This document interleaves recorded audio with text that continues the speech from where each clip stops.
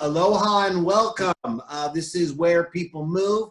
Today we got a special island edition, and taking us as our tour guide, we have Christie Dille of Vacasa. Hey, Christie. Hi, guys. How's it? Hey, thank you so much for taking time to do this. Yeah. Right on. So how long have you been a Hawaiian? Oh, let's see. I first came to Maui in 2009. Okay. After basically the great real estate crash that we all endured. I was living in Northern California, came out here and did all sorts of fun things that I've never done before, lots of fun jobs. Nonetheless, since 2009, I've been back and forth actually from Northern California, from the Truckee, Lake Tahoe area. Oh, I know Truckee. And so I've worked now for Vacasa for about 6 years, developed the market there for them in the Tahoe area. Came back full-time to Hawaii about 2.5 years ago. Oh, right on. So now, is that last 6 years, is that all your time in vacation real estate? Yeah, I guess yes and no. Living in Lake Tahoe, all my previous sales experience in California was, for the most part, second home ownership as well. But I wasn't very involved with the actual management side of things, the property management side of things. I was strictly selling properties to be used as a vacation rental or a second home, most likely for folks in the Bay Area.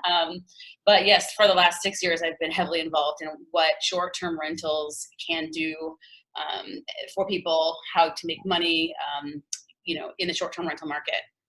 Yeah, it's such a cool animal, the short-term rental, because unlike any other investment you get, a short-term rental, you can actually use yourself. You can't use your Coca-Cola stock. You can't use your raw land that you're developing. Well, I guess you could if you're a motorcycle guy or anything like that. Camping. Yeah. So now tell us about Hawaii and why you stayed. Why do I stay in Hawaii? Yeah, I heard it's nice. Well, the weather is pretty awesome. To be honest, growing up in the Tahoe area and dealing with snow for so many years, I got over it. I absolutely love it. It's home. It's in my heart for sure. But being out here is just absolutely wonderful. And to be honest, the culture is quite different. Learning new things every day. Even though I've been out here for about 10 years on and off, the ocean is a completely different animal than the mountains are. And so honestly, it's just another source of knowledge for me to continue to kind of learn about environments. Culture and geography has always been my passion. I studied geography actually in school. So love your map. Oh, thank you. I was going to be a cartographer when I graduated college, but anyways, here I am in real estate. So Wow. Hawaii's pretty great. And, actually we've got the whale behind me. It's almost whale season here, the great migration from Alaska down to Hawaii. It's one of the most magical things to experience, seeing those whales out here. So it kind of keeps me here too, honestly. They're amazing. So out there, you actually see whales when you go on a whale tour? Absolutely, yeah. What's really neat is, that doesn't happen in San Diego. the mother whales come down here. They eat in Alaska, all summer long. They get pregnant and they travel all the way down here and they give birth. And this is their birthing ground. And they don't eat at all while they're here. And then the young whales get strong enough to make the big journey back up late spring to go start feeding. What's the biggest thing that it took you to get used to? What's that? What's that? What did you say? Oh, what was the hardest thing to get used to there? In Hawaii? Yeah, if there's such a thing. Bad drivers. Bad drivers. I'm assuming they came from California. Maybe. Because I'm a bad driver.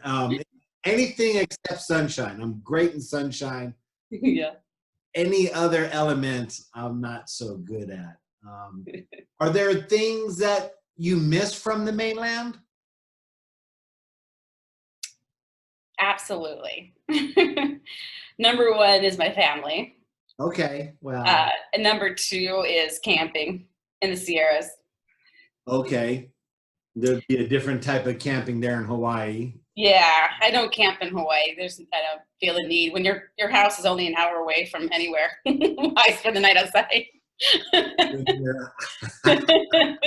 That's fantastic. You are in close proximity to everything. Yes. All righty.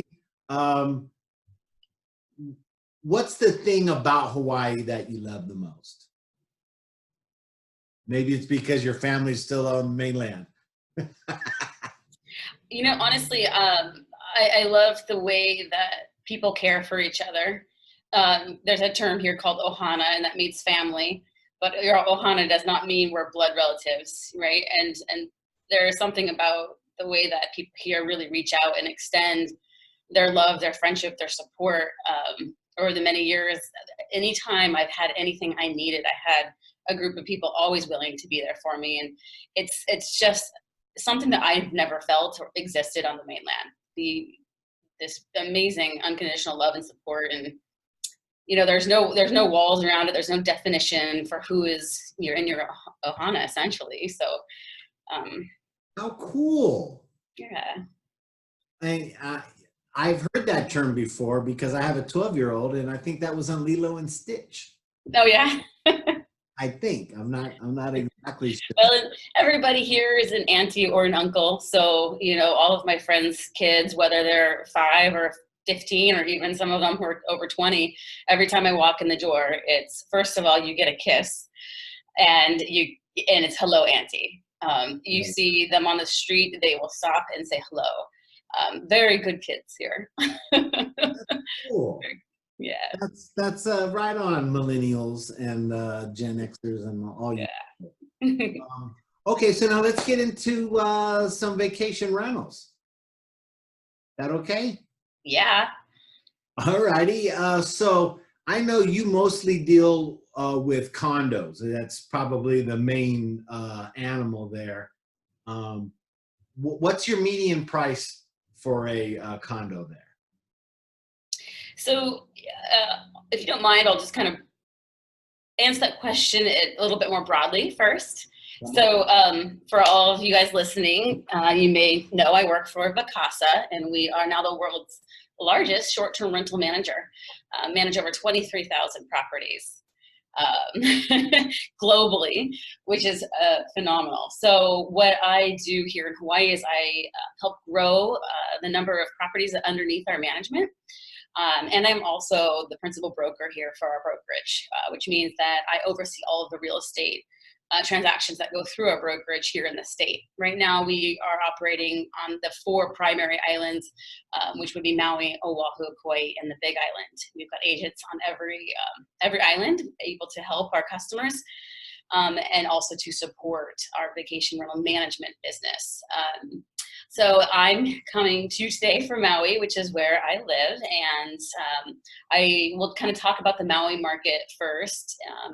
One thing to know is that what Vacasa does primarily with our real estate program is we are here to help investors. So those people who come to us all day long saying, I want to invest in the short-term rental market. I hear there's money to be made from buying properties and putting them in a rental program. Can you show me what properties are the best properties to buy? So here in Hawaii, we have a lot of regulation, as do many places around the United States, that revolves around the short-term rental market.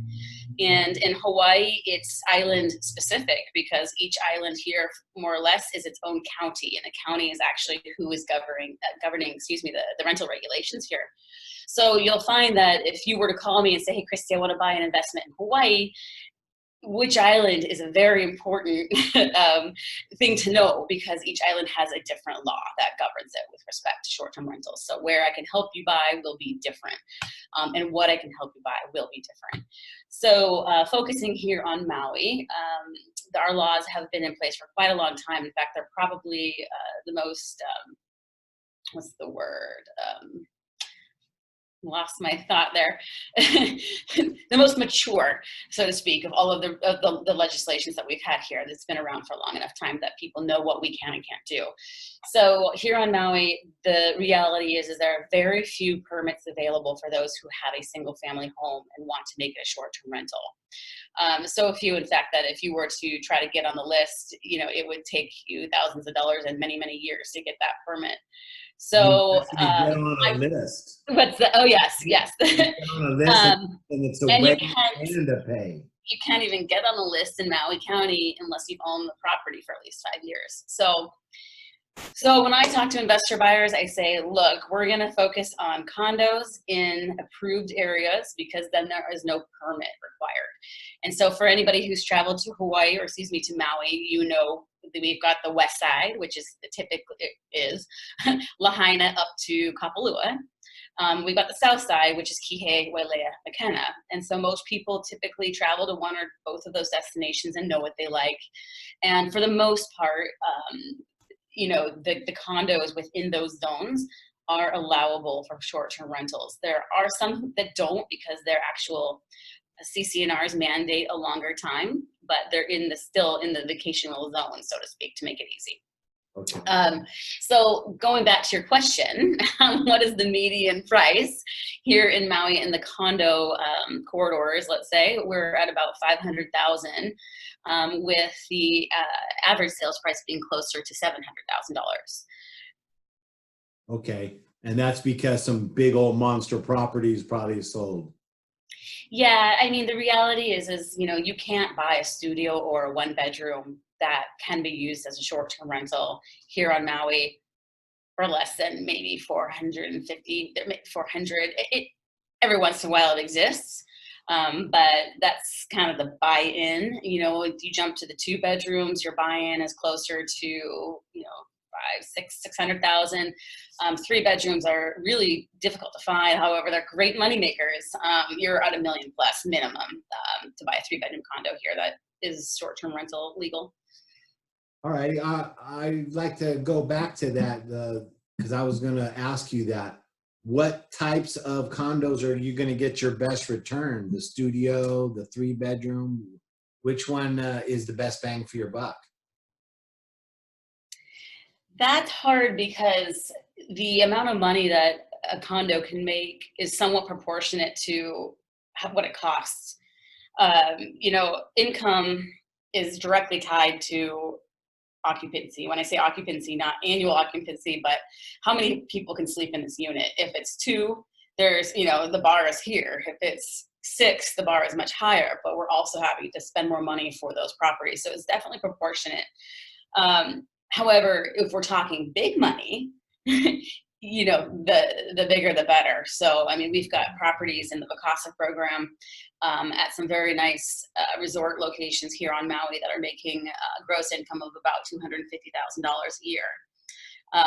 But it would cost you a couple million to buy them. Your average condo, you know, let's just say your average 2-bedroom, nicely remodeled, nice location, maybe you bought it for, you know, 800 grand. You know, that has the potential to make, depending on, you know, owner usage and what's inside it, you know, anywhere from, you know, I would say even $70,000 to $90,000 a year. Oh, wow. Okay. And again, I only speak in gross rental income. Of course, Annual. because the HOA is going to change per condo and maintenance and whatever. Yeah. That's always going to be a variable. Is there in San Diego, the HOA amount can really go from $100 up to in the thousands. Is it like that there in Hawaii also? Absolutely. Okay. Yeah, and so one of the bigger things when people come to me and they're running their calculations on whether this is a good investment or not, the one place where you can see it change from a good investment to an absolutely awesome investment is when that HOA includes the electricity.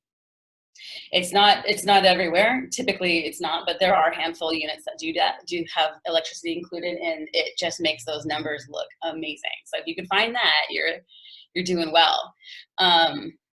One of the things to think about, though, with Hawaiian real estate is we do have two different types of ownership. There's something called fee simple versus leasehold. I know other states have that as well, but fee simple is where you own the property and the land beneath it. Leasehold is where you own the property and you pay rent, so to speak, to the landholder for the space that's underneath it. And so, I caution those that are just, using, Zillow, Realtor.com, whatnot, and all of a sudden they see a 2-bedroom condo for $400,000 in Maui. And I'll tell you that it's only one of two things. It's either a leasehold property or short-term rental restricted per the HOA. So we have to be careful. A lot of times people think that, oh my God, this is it. There's generally a story behind why. People listen to Christie and shut off Zillow. There's good info on there, but it's incomplete and it's incorrect, actually, a lot of times also. But get with somebody like Christie who can tell you that place is going to get you in trouble. You're not going to make any money in that place. You want this place. Don't cut your own hair and don't make your own clothes. Go to professionals. Right? You got it. So now are there any areas, I mean, I know you're on an island and so there's only so much land. Are there any up and coming areas? The areas are the same, right? So we're not going to change from our West Maui, South Maui corridors, like I mentioned, but there are some new projects that are under development or up and coming. Keep in mind that anything that's new here is going to be pretty spendy, but running the numbers on what their potential income will be is quite fascinating. So, if you're in the market to buy luxury condos, there's quite a few new projects that are looking pretty good, to be honest. Yeah. What are your favorite areas and or developments there? That's hard to say. I wish I knew how many condo associations we had on Maui. I'm sure it's, fingertip away, but thousands. So it's really, honestly, I don't have a favorite because I think what I typically tell my clients is, what is your style? Like, we have something for everybody here. We've got a vast price range, and we've got inventory from, like I said, studios to, amazing, you can buy a Montage at Ritz-Carlton for many millions of dollars, and it's all here. So what's your style? Typically, I look at it, there's a lot of larger resorts. For example, I'll mention one called Nanuakai that's on West Maui. If you own there, you're making really good money in your rental program, but it's, 8, 10 plus stories, maybe bigger. So your experience feels like you're at a resort, like a hotel resort experience. Conversely, we've got condominium associations that have maybe 15 to 20 units there. That's more my style. I don't want to be at a loud resort, right? But that's because I don't have kids. People with kids love Nuakai because it's the best swimming pools on the west side, right? So I really think that's up to the buyer to figure out what's their flavor, what's their feeling, how they like to spend their time, because we've got it all. All righty. So now your particular clients, what do they tend to lean towards? Is there a favorite that you can say, well, you know what, if I start in this area, they'll probably like this? No, to be honest, anything below $800,000 flies off the shelf. And, so I would say that the majority of my buyers are in the $600,000 to $800,000 range. Which means we've got to act quick. We've got to come in not with a pre-qual, but with a pre-approval. We've got to be ready. So oftentimes I feel like buyers are buying because it's what's available. I like it enough. It's what's available. And in fact, most of my clients, I don't even meet in person. We'll do showings on FaceTime. And they know that if they want to make an offer on that property, we've got to act today, because it will be sold. So there's no time to waste. You can't get on a plane. Okay, sometimes you can, but right? So we've got to act quickly. And so I think that's, honestly, where a good realtor comes in, understanding that, we cannot afford to wait, and being able to use technology to our clients' advantage. How often, because this happens to me, maybe you're blessed and it doesn't happen to you, but how often does, you tell your client, your buyer, hey, this is the way it is. This is how fast this place is going to go. They come back and they say, I want to sleep on it. And it's gone 5 minutes later. Do you have to come across that also, or do you have smart people? Yes, we do. And so typically it only takes once. Yeah. And they've learned their lesson. But I mean, I was just looking at the stats, and the percentage of list price received is 97.7%. Yeah. So I think that speaks for itself. We have a lot of offers, a lot of overpriced offers, or excuse me, over list price as well. When it's a good property, a good agent knows it immediately, and they're sold quickly. Yeah. It sounds like it's pretty. If it's under 800, it's a good deal. You better get on it. Yeah. For people, I'm assuming you guys have your share of retirees.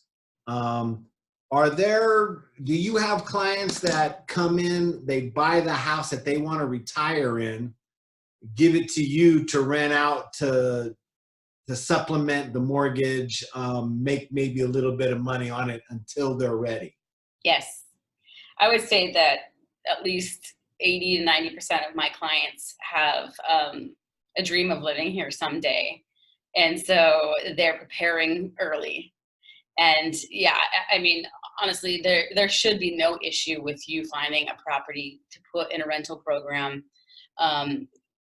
where it would not cover your mortgage or HOA. I mean, we do really well out here. I mean, tourism's our economy, right? So, if you're not covering your HOA and your general maintenance, it's a bad investment. But if you are, to me, it's a great investment, because you're buying lifestyle, you're buying, essentially passive income, and you're buying appreciation. So should things change in your future and you aren't able to retire here, you've held on to that property for 10, maybe 15 years, and appreciation is going to be your best friend. Sure. So you can move back to Utah. Yeah, exactly. Skiing, I don't know. Yeah. Well, I mean, I'm assuming with the appreciation, if you held on to a Hawaii property for 10, 15 years, like you were saying, if you can't move into that place, at least you got some good loot to move somewhere else. Exactly. Maybe buy the whole state of Utah. Maybe. Are vacation rents going up out there? That's a good question. Yes, but it kind of depends on the market. As I mentioned when we first started talking, we work on 4 islands. Vacasa works on 4 islands here, and due to recent legislation that has happened on, let's say, Oahu, for example, it's really changed what people are getting for rents, and we can go into that maybe on another episode. If you would come back, I would like. Yeah, sure. But yes, sticking back with Maui, like I said, Maui's a very a mature market. This legislation's been in place for long enough that everyone knows how it's affecting our rents, and so I would say they stay pretty competitive. We're not building a bunch of new hotels out here. There's not a bunch of new inventory. Inventory is what it is because it's in a certain zone. So it's not like we're adding thousands of units on an annual basis and flooding our market more than we have. It's a very finite amount of properties that can be used as short-term rentals. And so, yes, our rates do go up over time and with, inflation and everything else that happens. But again, that's another reason why appreciation also is so favorable here, because we can't just continue to add units. First of all, we're an island, there's no space. But second of all, right, I think that Hawaii does a really good job of making sure that this is an appropriate use of this land in this area, so that the rest of the people who enjoy living here can also live a life that isn't necessarily always someone else's vacation. Right? Yeah. What are the predictions for Maui coming up in the next couple of years? I only can speak to what I hear, the rumors on the street, right? Right. From what I know of the market here, everyone always says we're several years behind the West Coast. So if California's market starts to take a dive, give us at least 2 years. So we do have a nice kind of insulation around us. But to be honest, I think that most people are pretty optimistic. I mean, we're still seeing, like I said, inventory is flying off the shelf or at listing price, over listing price, and no signs of a slowdown on Maui. Yeah, and I assume, I mean, I can't, that's an ugly word, but I don't think whenever a recession comes around, if it comes around in the next year or so, it's not going to be like, right. Oh, wait, not even close. I've heard that universally. Flat, if anything. Right. Yeah. That's my 2 cents. Yeah. In fact, I just had a client in August. We were in escrow and they decided to cancel because they were worried about the economy. And in fact, we're now in escrow again because they called me up and said, we watched that property we're in escrow sell for full price. And it went really quickly after we canceled that escrow. We know that we need to buy now. And so, without calling your people out, because I want my people to hear this, how much money did they lose from the first purchase to the second purchase? That's a good question. I have not actually thought about that. I'm assuming in a hot market like that, they lost money. And maybe not, and hopefully they didn't, but that's what I see happen. Like, we want to sleep on it, or we got cold feet. 10 grand. They go back in, there's 5 or 10 grand. Yeah, I was going to say 10 grand, but. Wow. Okay, well, now they're 10 grand smarter. There's a nice little college education.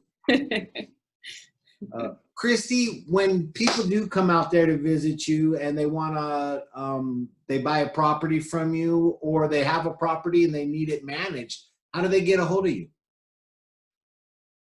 Call me, email me, text me. Yeah, just look up Christie Dille. I'm all over the place. But yeah. Could we get, because I'm going to put this on a podcast also, could we get your phone number? Sure. Oh, yeah. My cell phone's 808-264-3508. All right. And your email? It is Christie, I'm going to spell it afterwards, Christie.Dille@vacasa.com. CHRISTIE.DILLE@VACASA.com. Vacasa. You spelled Christie because I butchered that already. Yeah, you did. I made fun of you for it though, so we're good. I went to school in California, so it's really not my fault whatsoever. Oh. One more time with your phone number, please. 808-264-3508. Right on. Thank you, Christie, so much for coming on. Thank you for agreeing to come back. We have this recorded, so this is a verbal contract. It's even more verbal contract because it's so you have to come back and tell us about the other islands. For sure. I'd love to. Thanks for having me. You got it. Thank you again so much. You're welcome.